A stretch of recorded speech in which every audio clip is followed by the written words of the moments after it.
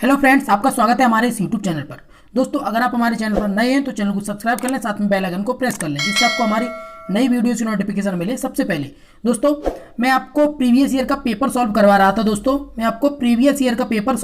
था। तो दोस्तों मैंने उसके आपको 60 क्वेश्चंस कंप्लीट करा दिए थे, जो आपको प्लेलिस्ट में मिल जाएंगे। एक प्लेलिस्ट बनी हुई है, उसमें आपको मिल जाएंगे। दोस्तों, आज मैं आपको इसके ईवीएस मींस पर्यावरण अध्ययन के मैं आपको क्वेश्चंस कराने जा रहा हूं। जी हाँ दोस्तों, आपके जो यूपीटेट 2020 में जो प्रश्न आपसे पूछे गए थे दोस्तों, मैं उन्हीं को अभी सॉल्व करवा रहा हूं। तो दोस्तों, आज हम अपने 30 क्वेश्चंस कर सॉल्व करेंगे, जो दोस्तों पर्यावरण अध्ययन से पूछे गए थे। दोस्तों, बहुत ही इंटरेस्टिंग क्वेश्चंस हैं, और अगर आप इन्हें एक बार अच्छे से समझ लेंगे तो आप अच्छे से इन्हें कर सकते हैं। तो दोस्तों, चलते हैं हम अपने प्रश्न पर। चलिए दोस्तों, आज का हमारा सबसे पहला प्रश्न है कि संसार का सर्वाधिक समस्याकारी जलीय खरपतवार, जिसे बंगाल का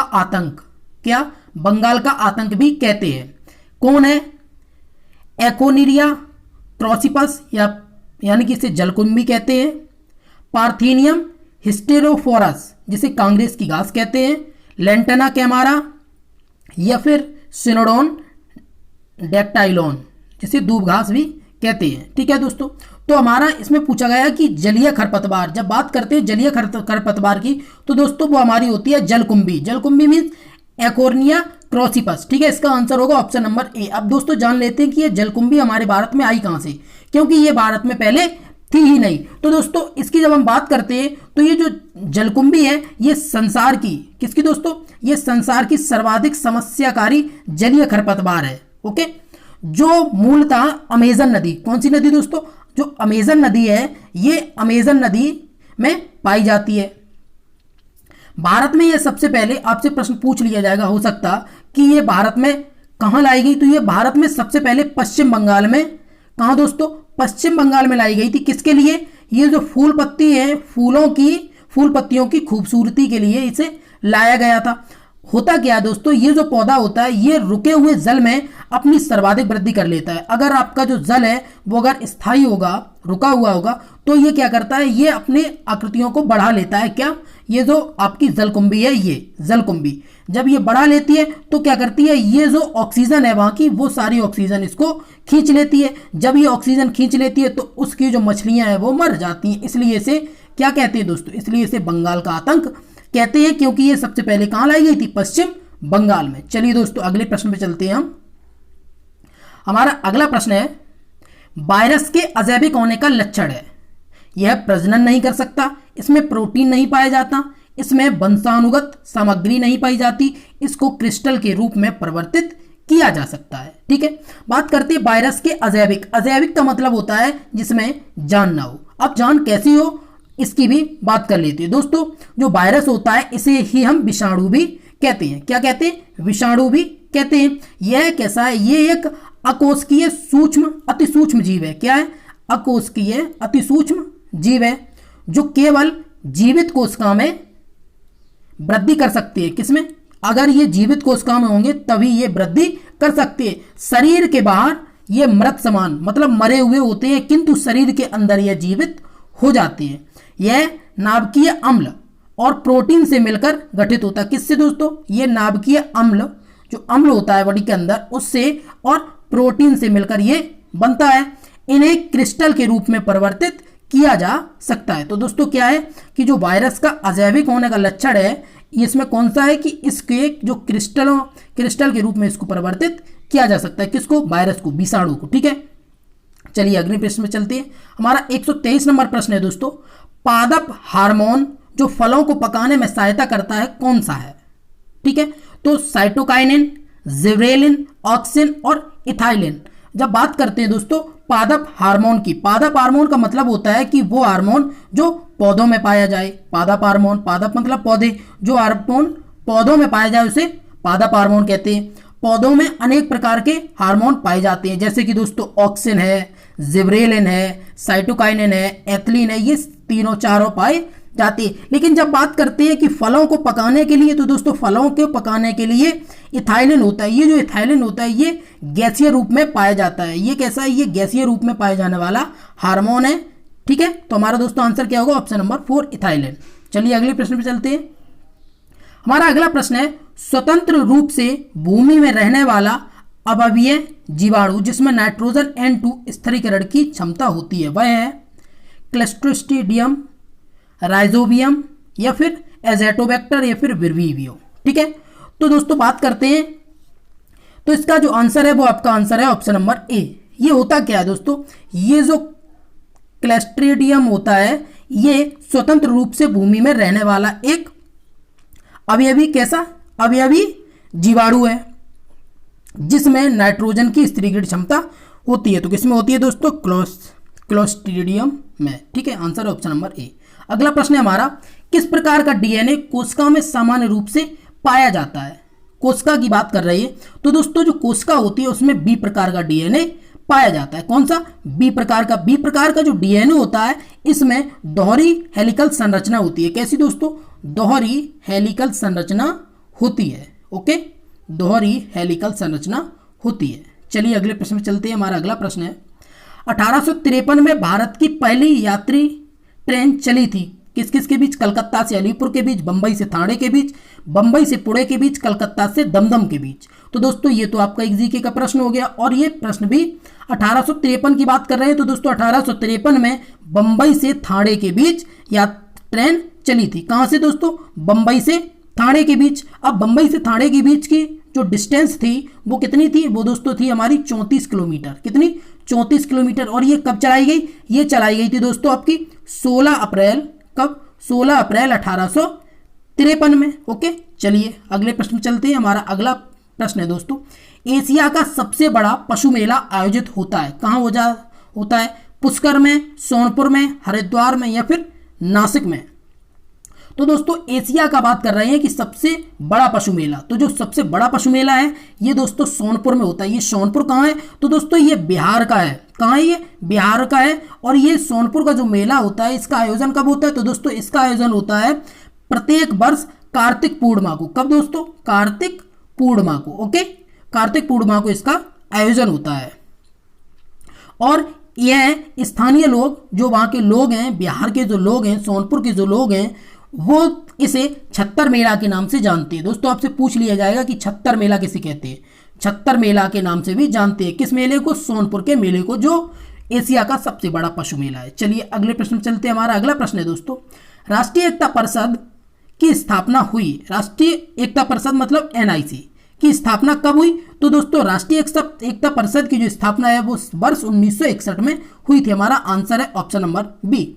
इसका उद्देश्य से बात करते हैं कि राष्ट्रीय एकता परिषद, तो दोस्तों एकता से आपको पता चल ही रहा होगा कि आखिर में इसका उद्देश्य क्या होगा। तो इसका उद्देश्य वो था कि सांप्रदायिकता, जातिवाद, क्षेत्रवाद और भाषावाद एवं संकीर्णता की बुराइयों से निपटना, उनको खत्म करना। चलिए अगले प्रश्न में चलते हैं। हमारा अगला प्रश्न है दोस्तों, समता के अधिकार का उल्लेख संविधान के किन अनुच्छेदों में मिलता है। बात कर रहे हैं समता की, तो दोस्तों जो समता का अधिकार होता है वो किसमें मिलता है, अनुच्छेद 23-24 में, अनुच्छेद 14 से 18 में, अनुच्छेद 19 से 22 में, अनुच्छेद 25 से 28 में। ठीक है, तो दोस्तों सबसे पहले हम बात कर लेते हैं कि अनुच्छेद 23-24 किसके लिए है। तो दोस्तों जो अनुच्छेद 23-24 है ये शोषण के विरुद्ध, क्या, शोषण के विरुद्ध का अधिकार हमें कहां से मिलता है, अनुच्छेद 23-24 से। अनुच्छेद 14-18 है ये हमारा समता का अधिकार देता है। और अनुच्छेद 19 से 22 है ये दोस्तों स्वतंत्रता का अधिकार है। क्या, स्वतंत्रता का अधिकार है। और अनुच्छेद जो 25 से 28 है ये हमें धार्मिक स्वतंत्रता का अधिकार देता है। ओके दोस्तों, तो हमारा इसमें समता का अधिकार पूछा गया है, तो ये हमारा आंसर है ऑप्शन नंबर बी। ठीक है, 14 से 18। चलिए अगले प्रश्न पे चलते हैं। अगला प्रश्न है दोस्तों हमारा, किस देश में लचीला संविधान लागू है। तो किस देश में लचीला संविधान लागू है, अमेरिका में, चीन में, भारत में, यूनाइटेड किंगडम में। तो दोस्तों बहुत से लोग इसको भारत करके आए होंगे, लेकिन दोस्तों इसका आंसर भारत नहीं है। दोस्तों बात करते हैं यूनाइटेड किंगडम। यूनाइटेड किंगडम मतलब ब्रिटेन। तो दोस्तों ब्रिटेन का जो संविधान है वो कैसा है, वो लचीला है। लचीले का मतलब है दोस्तों इसकी जो प्रकृति है वो अपेक्षाकृत जो अन्य देश हैं उनसे लचीली है। लचीली क्यों, क्योंकि इसमें आसानी से संशोधन किया जा सकता है। संशोधन उसी समान संसदीय प्रक्रिया से हो जाते हैं जिससे कानून बनाए जाते हैं। ये बिल्कुल से सिंपल है। चलिए अगले प्रश्न में चलते हैं। हमारा अगला प्रश्न है कि पूर्वा किस अधिवास में शामिल है? क्या बात कर रहे हैं कि पूर्वा किस अधिवास में शामिल है? तो दोस्तों जब पूर्वा की बात करें तो पूर्वा जो है ये ग्रामीण अधिवास में शामिल है। ग्रामीण अधिवास में सामान्यतः क्या क्या होता है दोस्तों? एक होता है एकाकी, क्या होता है? एकाकी, कृषक घर, पूर्वा और गांव सम्मिलित होते हैं, ठीक है। और दोस्तों ये जो पूर्वा होते हैं ये किसके लिए फेमस होते हैं? ये होते हैं व्यवसाय मुक्त कृषि व पशुपालन। ओके, चलिए अगले प्रश्न में चलते हैं। हमारा अगला प्रश्न है, कौन सा ज्वालामुखी पर्वत है? कैसा है? पर्वत है।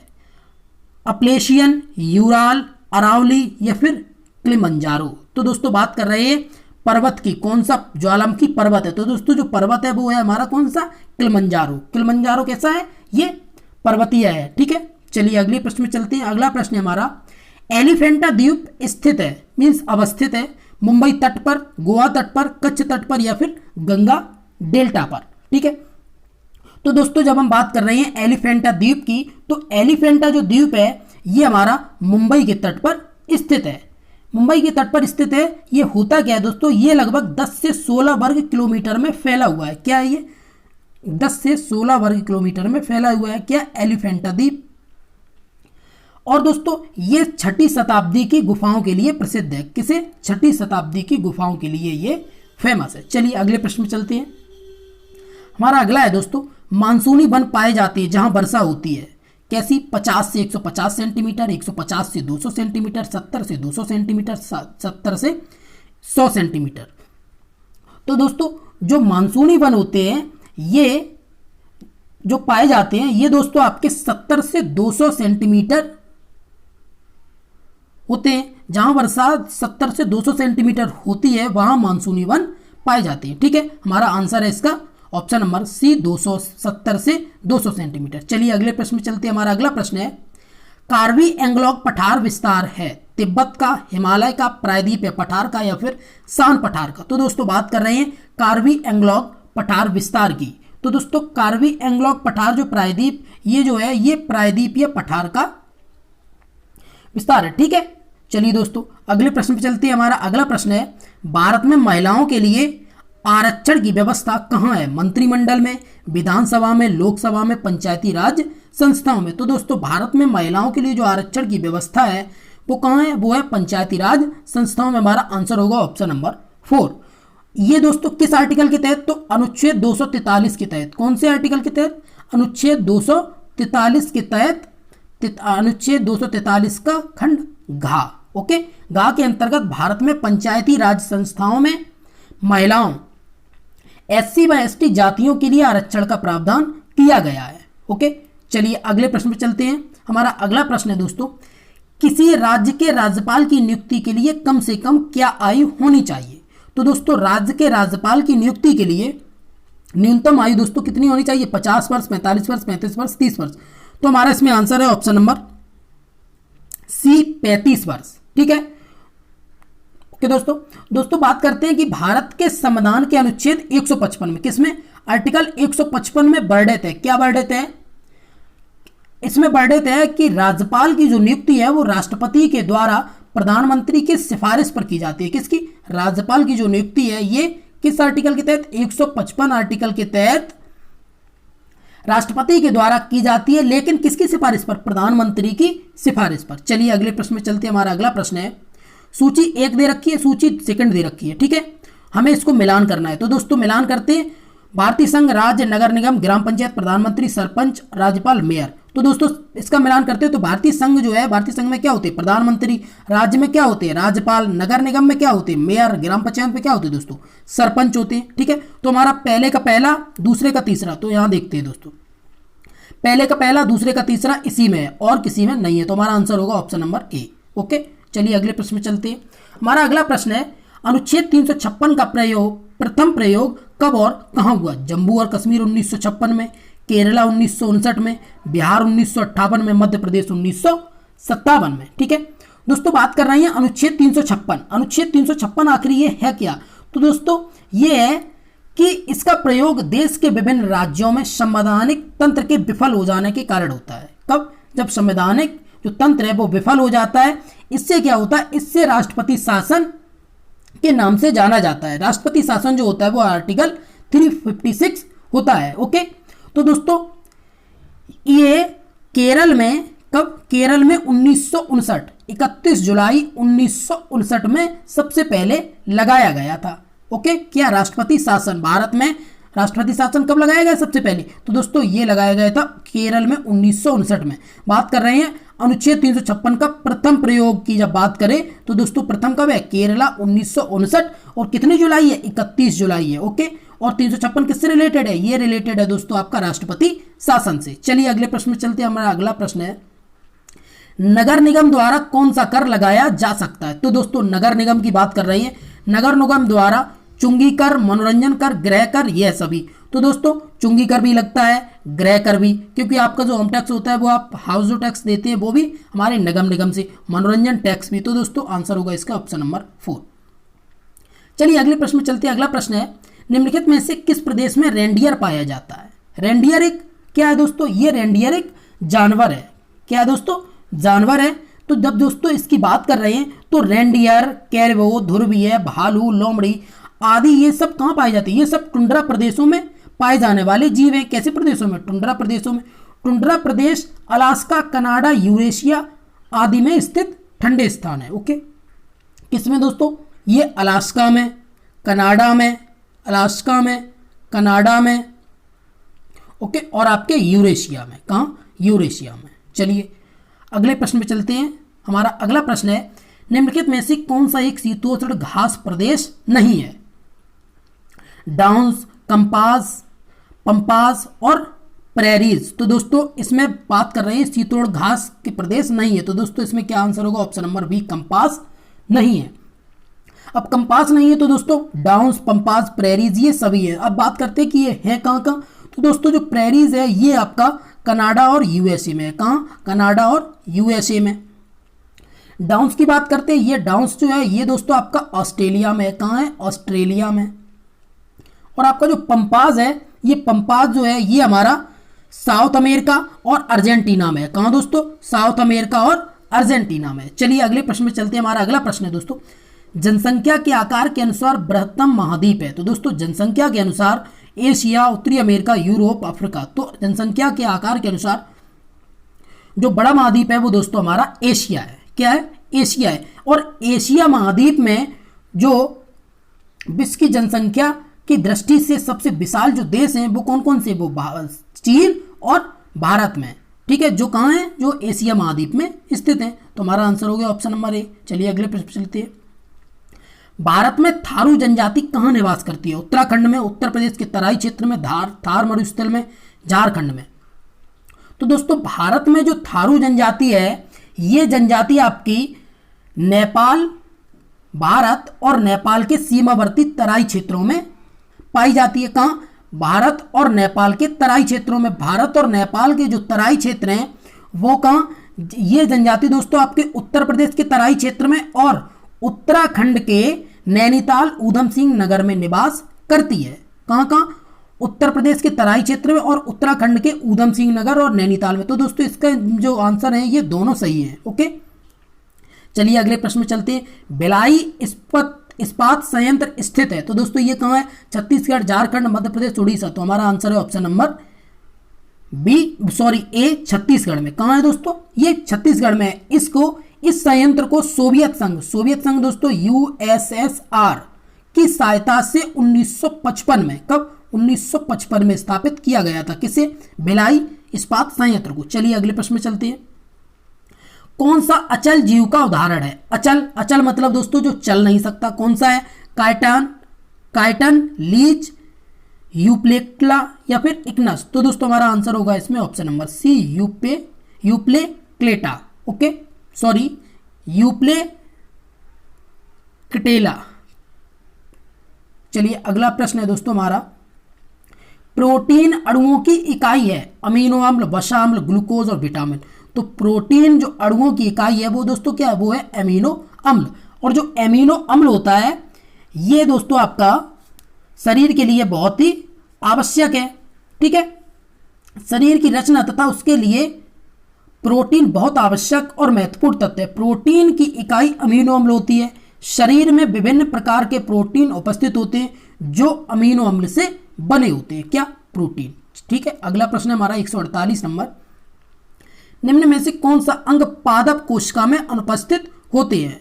आपको बताया था कि पौधों की कोशिका में रिक्त कहाँ है? लवक, सेलुलोज, कोशिका भित्ति या फिर तारक काय। तो दोस्तों जो तारक काय सेंट्रोसोम है यह अनुपस्थित रहता है। तो हमारा आंसर होगा ऑप्शन नंबर डी।